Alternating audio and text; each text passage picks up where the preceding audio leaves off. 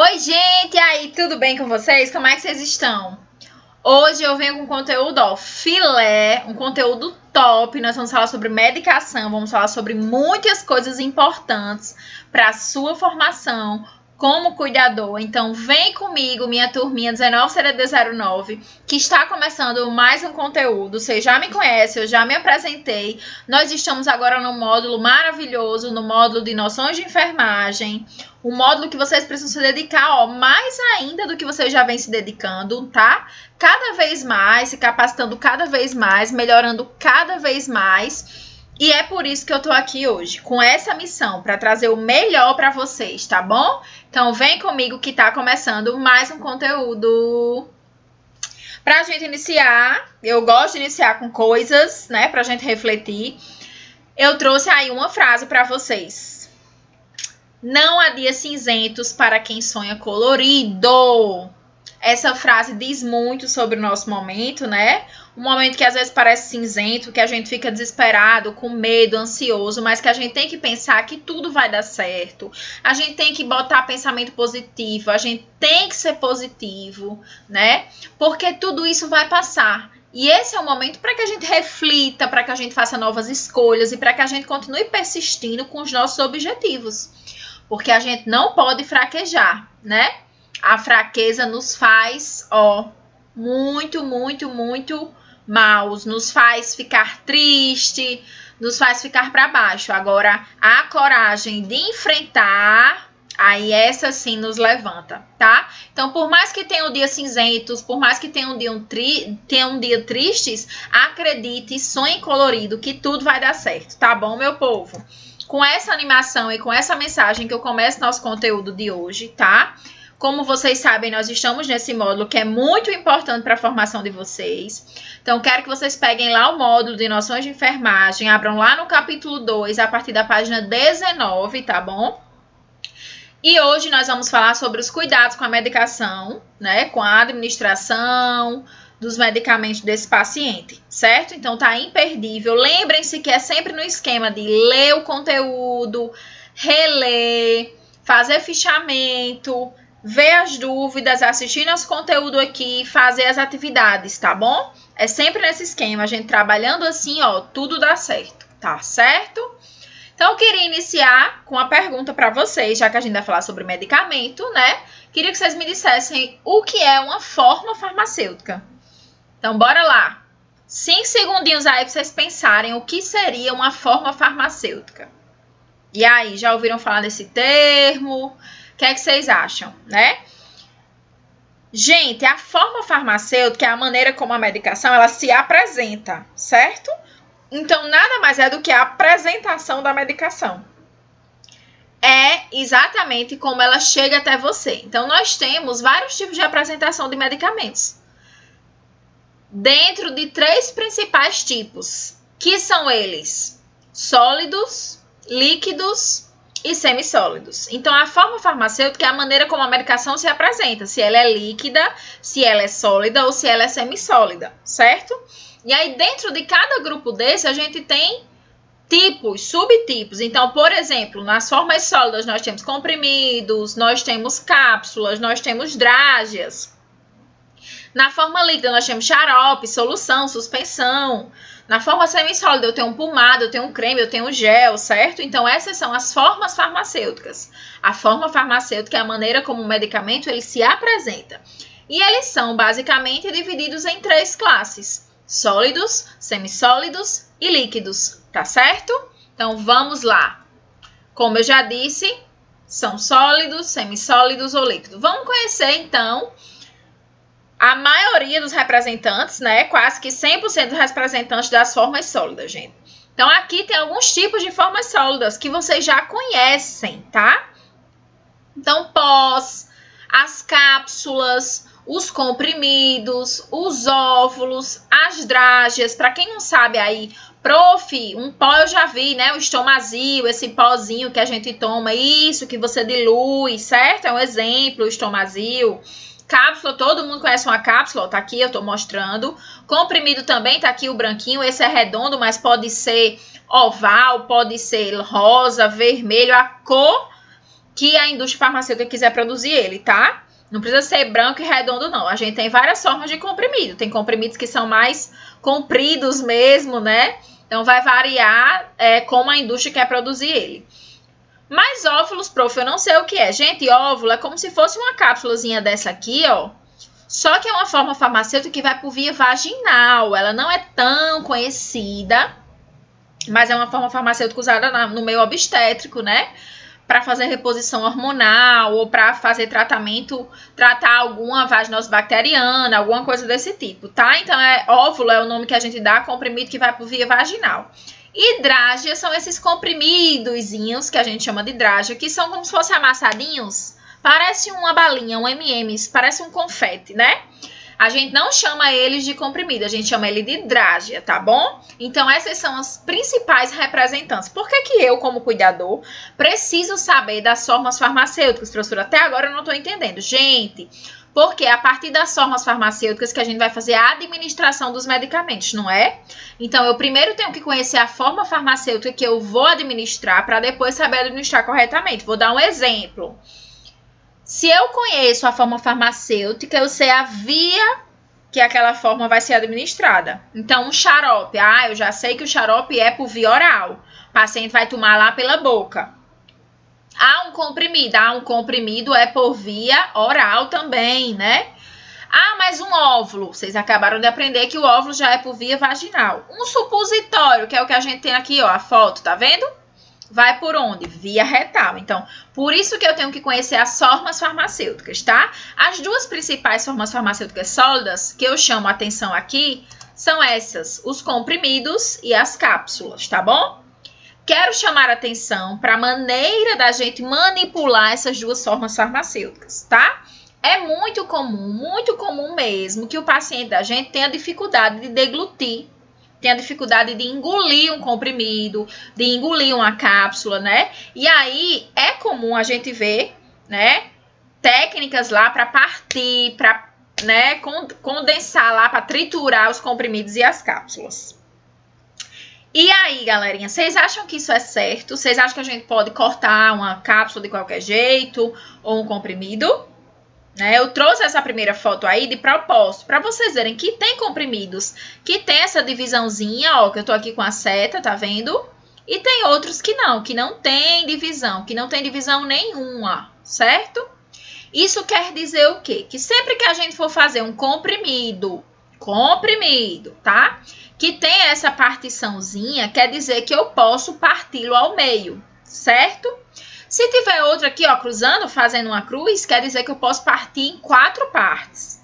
Por que que isso é importante? É importante para eu saber que nesses comprimidos eu vou ter a garantia que se eu partir ele, de um lado vai ter a mesma quantidade de medicamento do outro. Então, isso traz segurança para o paciente. Se eu parto um comprimido assim, ó, que não tem a indicação de partir, pode ser que a medicação ela esteja mais para um lado do que para o outro. Porque a medicação, gente, o comprimido não é feito só do princípio ativo, só da medicação, não. Aí tem corante, aí tem substâncias para aumentar o prazo de validade, conservantes. E aí, quando não tem a partição, não me garanto que se eu partir ao meio de um lado, vai ter a metade daquelas miligramas daquele comprimido, entenderam? Já quando tem, não. Se aqui tiver esse comprimidozinho, tiver aqui 100 miligramas e eu partir, de um lado vai ter 50, do outro vai ter 50. Entenderam? Então, comprimido a gente pode sim partir, desde que tenha essa bipartição, tá? Que tem aqui, ó, um indicativo, esse sucozinho. E a gente também pode triturar. Então, se o paciente tiver dificuldade de deglutir, tiver dificuldade de engolir, a gente pode partir, certo? E depois triturar, diluir um pouquinho em água e dar para o paciente, certo? Já as cápsulas, meu povo, a gente não pode fazer isso que tá aqui, ó. Abrir, derramar o pozinho, diluir o pozinho e tomar. Vejo muito isso acontecer, é muito comum você ver lá a administração de uma cápsula, abrir lá, derramar o pó e tomar. Por que que eu não posso fazer isso, gente? Porque essa cápsulazinha aqui, ó, ela tem uma função, ela não é plástico, como muita gente acha, né? A função dela é proteger o estômago, então ela é gastroresistente, ela vai ajudar lá a essa medicação não agredir tanto o estômago e também nem ser destruída pelo suco gástrico. Então, garante que a medicação ela chegue no local certo de absorção e que tenha sua ação garantida. Então, na cápsula, a gente nunca pode partir, nem abrir para derramar pozinho, nem tomar a metade. A cápsula é para ser tomada integralmente, inteira, certo? Isso é muito importante que vocês entendam. Os comprimidos, quando tem essa indicação, eu posso partir, eu posso triturar, né? Mas sempre, obviamente, preferir por fazer inteiro. Mas se não tiver como, eu posso fazer isso. Já a cápsula não, é sempre inteira, galerinha. Sempre, sempre, sempre. Não pode partir. Professora, como é que eu faço se o paciente não conseguir engolir? Gente, aí você vai conversar com a equipe, né, desse paciente, com o médico que prescreveu, para tentar achar uma forma farmacêutica que seja mais fácil para o paciente engolir, como, por exemplo, líquido, tá? Por isso que é importante que o cuidador conheça as formas farmacêuticas, porque quando ele vai acompanhar o paciente numa consulta, ou quando esse paciente vai à consulta, ele pode sinalizar para a equipe médica que aquele paciente não consegue engolir e pedir para a equipe passar uma medicação com a forma farmacêutica líquida, que é mais fácil para ele engolir. Ou, quem sabe, de repente, com comprimido, que aí eu posso triturar, certo? Então, isso é muito importante, gente. Isso é uma das coisas mais importantes, porque quando a gente faz a medicação de maneira correta, a gente garante que aquele paciente, ele tá tomando a medicação de forma segura e que vai ter eficácia garantida, que vai funcionar, tá? Então, isso é muito importante, essa observação. Comprimidos e cápsulas são muito feitos, a gente vai ter muito paciente tomando eles dois aí. E lembrar que a cápsula jamais eu posso fragmentar, certo? Sempre peça ajuda. Se você vê que o paciente não consegue deglutir, fala com a equipe médica. Vamos trocar essa forma farmacêutica. Vamos fazer uma forma líquida, que é mais fácil dele usar, certo? E aí nós vimos então para a forma líquida. Quais são as formas líquidas que existem? Tem as suspensões, tem as soluções e tem os xaropes, né? As suspensões, gente, são aquelas preparações líquidas que vem um pozinho, a gente adiciona água e balança, chacoalha. Acho que todo mundo aí lembra, né? Muito como um antibiótico vinha assim, né? Um pó, a gente pega lá no posto, completa com água, balança, chacoalha e aí fica pronto, tá? A gente chama aquilo de suspensão. Por que chama de suspensão? Porque o nome já está dizendo. Suspenso, então ali, apesar da gente completar de água e chacoalhar, se você perceber, ainda ficam lá partículazinhas sólidas suspensos naquele líquido. Por isso que sempre que a gente for utilizar uma medicação que é suspensão, a gente tem que, agitar. Essa é uma informação muito importante. Sempre que eu estiver usando uma medicação que eu precisei lá diluir, ou que eu vejo que ainda tem um pozinho ali, antes de usar, eu agito, certo? Já soluções são preparações líquidas que já vem pronta, né? Que vem lá toda diluídazinha, às vezes até transparente, mas que você não precisa estar fazendo aquela preparação, tá? É um dipirona em gotas, paracetamol em gotas, uma simeticona, lufital, que vocês conhecem, certo? Já xarope é uma preparação líquida também, mas que tem na sua composição um ingrediente muito importante, que é o açúcar. Hoje a gente já tem, né, xarope sem açúcar, mas a maioria deles tem açúcar. E é muito importante a gente saber dessa informação, porque se o nosso paciente for diabético, ou se o nosso paciente, né, tiver alguma patologia que o açúcar possa piorar, como a diabetes, que é a principal, é importante a gente evitar, né? E até orientar ao paciente a evitar esse uso, informar a equipe médica que o paciente tem os níveis de glicose alterados, né? E optar por outro tipo de forma farmacêutica, tá bom? Por último, das formas, a gente tem as semissólidas, que aí são as pomadas, os cremes e os géis, né? Que geralmente são para uso tópico, para a gente passar lá na pele do paciente, passar em locais de assadura, seja onde for, certo? Então, hoje nós conhecemos as 3 formas farmacêuticas. Sólidas, são essas todas, chamando a atenção principalmente para os comprimidos e as cápsulas, líquidas e semissólidas. Agora a gente vai falar um pouquinho sobre a administração desses medicamentos. Então, eu já conheço as formas, agora eu vou administrar, eu vou fazer a medicação. Primeira coisa, a gente sempre tem que explicar qual medicamento está fazendo o paciente, tá? A não ser que ele já tenha um quadro demencial muito avançado, e mesmo assim é bom a gente dizer, seu João, vou fazer sua medicação aqui agora, para que ele sinta segurança, para que a gente não seja invasivo, tá? É muito chato a gente comer ou engolir alguma coisa que eu não sei nem o que é. Pense se você gostaria, né? Nunca oferecer a medicação com o paciente deitado, porque tem risco dele engasgar, certo? Mesmo que seja um líquido, então sempre levanta a cabeceira do paciente ou pede para ele sentar. Não dá medicação com o paciente deitado, é perigoso, certo? Se ele não consegue levantar ou não consegue elevar a cabeceira, você pede para ele ficar de lado ou coloca ele de lado, porque o risco de engasgo ele é menor, certo? De lado, então o paciente pode deitar ao lado. De lado para conseguir fazer a medicação, se não conseguir levantar, mas o melhor é que tome sentado, certo? Utilize água para administração, evita utilizar suco, leite, porque isso pode influenciar, né, na ação das medicações, e aí a gente ter lá cortar o efeito, já imaginou? Então, sempre com água, evitar acordar o paciente para fazer uso da medicação, por isso que é importante a gente pedir lá, né, na hora que vai prescrever a medicação, se faz lá de 6 em 6 horas, de 8 em 8 horas, a gente conseguir contar lá os horários que vai fazer essa medicação para evitar dar muito tarde da noite, né? Então, só para vocês terem uma ideia, tem medicação que vai ser de 6 em 6 horas, né? Então, aliviar pelo menos ali de meia-noite às 6 da manhã, sem medicação, né? Então, a última dose dá de meia-noite, a primeira dose dá de 6 da manhã e assim de 6 em 6 horas, para evitar o paciente ficar acordando de madrugada, tá? Mas às vezes não tem como, porque é uma medicação de horário e tem que acordar, né? Guarda a última receita, gente. Essa é uma dica de ouro, tá? Porque às vezes o paciente muda de médico, ou precisa comprar uma medicação porque acabou e não tá tendo contato com o médico mais. E a receita pode lhe ajudar.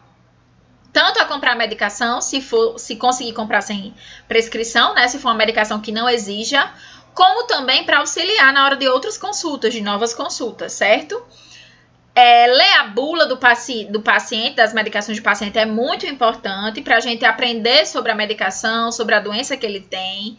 Atenção às reações, se você estiver dando a medicação, perceber que o paciente tem uma reação alérgica, começar a ficar vermelho, né, o lábio inchar, alguma coisa desse tipo, corre para o pronto-socorro, que pode ser uma reação alérgica à medicação, tá? Checar constantemente a quantidade de medicamentos, principalmente perto de feriado, de final de semana, que vai ser mais difícil comprar essas medicações, tá? Então, sempre tá olhando se não tá perto de acabar para solicitar novas medicações. E atenção aos chás. É muito comum o paciente gostar de chazinho à noite e alguns chás podem influenciar na ação da medicação. Então, evitar tomar medicação com chá, certo? Com água mesmo, é o recomendado.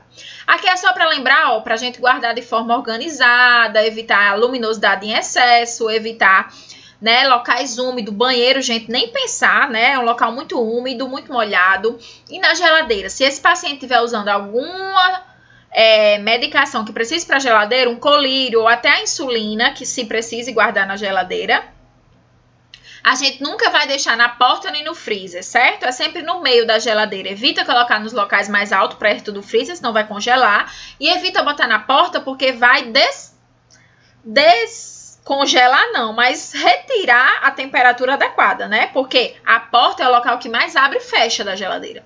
Então, é a parte que vai esquentar mais rápido. E a medicação é para ficar lá de 2 a 8 graus. Se ela fica na porta e você abre a geladeira para pensar, para ver o que é que tem, nesse tempo que você demora, isso faz com que a medicação ela esquente e ela pode ser danificada, tá? Então, nunca congelada, nem também quente. Porta, péssimo local porque esquenta. Congelador, próximo ao congelador, péssimo porque congela. Então, tem que ficar no meio mesmo, tá bom? Algumas orientações para o armazenamento. Mantenham a embalagem, porque nela a gente vê prazo de validade, tem a bula, né? Então, é sempre bom a gente guardar nas embalagens. Armazenar as medicações em locais arejados, né? Com uma caixa fechada, com tampa. Evita o acesso à criança, evita o acesso ao idoso. Se o idoso, principalmente, tiver uma demência, né? Tem risco dele se contaminar porque tomou demais. Esquece que tomou, quer tomar de novo. Então, atenção a isso, certo? Nunca guarda no banheiro. O banheiro é local úmido, mas ainda vejo muita gente guardando medicação em banheiro. Tá errado, tá? E materiais de nebulização, se esse paciente estiver fazendo uso, a gente evita guardar em caixas de papelão ou de madeira, porque junta muito fungo. É um local que pode juntar umidade e aí ter proliferação de fungo, tá? Então, não optar por esses locais.